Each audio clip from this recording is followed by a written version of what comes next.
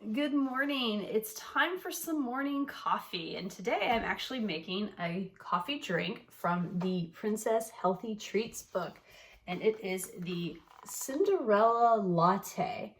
I'm actually really excited about this. I've heard of a Cinderella Latte. It's actually something that I've ordered. It's a secret menu on the Starbucks menu, and usually you can get it in the fall when pumpkin spice is out. Normally what you do is you take a pumpkin spice latte, and where it says there's something like 4 or so pumps of the pumpkin spice flavoring, you reduce that in half, and then you make up the other half with the white mocha flavoring. Or you do the opposite. You take the white mocha and then you add some pumpkin spice to it. So this is actually very similar, and I'm going to do a kind of a little bit of a modification on this. So what I have here in the stove is I've got some ingredients that they told you, which is like milk, white chips, some pumpkin, canned pumpkin, and some spice kind of brew. And you're supposed to add your espresso to that and kind of all warm it together. So I did mine a little differently because I actually have an espresso machine. I love my espresso machine. Like I said, I love lattes more so than regular coffee. So I got this and kind of my own little setup here.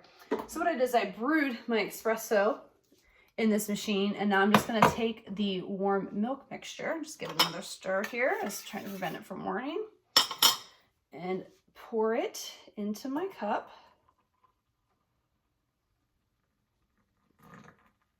All right, now, oh look, that looks all pretty mixed together. I am going to top it. This is actually a milk frother that I bought on Amazon. I absolutely love this thing. And I frothed some milk. And I'm going to, now for this I used almond milk because it is the healthier recipe one. So I'm going to add a little bit to this. Unfortunately, the almond milk didn't froth very well in the frother setting. It's not necessarily known for that. If I was going for the really frothy look, I probably would have gone with some regular milk or something, because it tends to froth very, very well. There's also some oat milks out there that froth well. But either way, I've got a nice little latte to start my morning. All right, let's take a sip and see how it tastes.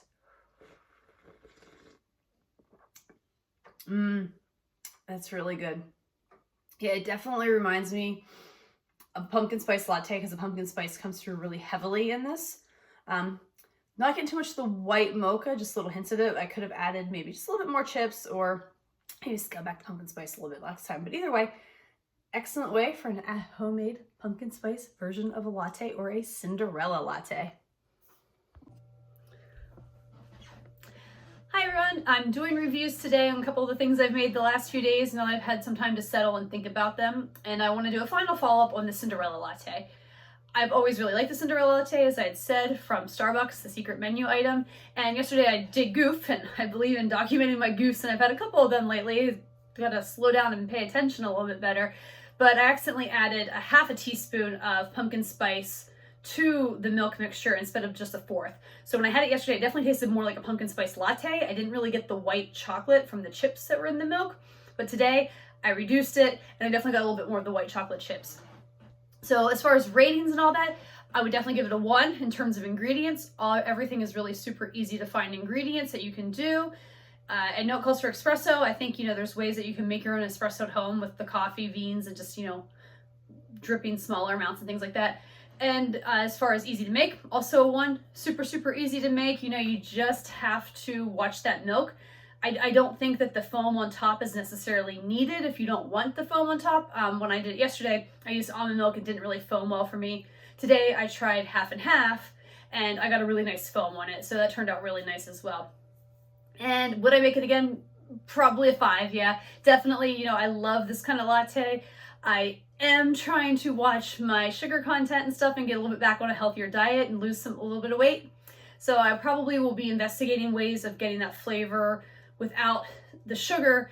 There really isn't a lot of sugar in this because it is the healthier version of a latte, but there is those white chocolate chips in there which add a little bit of that to it. So I may look into the sugar-free white chocolate chips, or I may look into using just like a white mocha chocolate syrup that's sugar-free, because I have actually used a syrup before that was sugar-free white chocolate.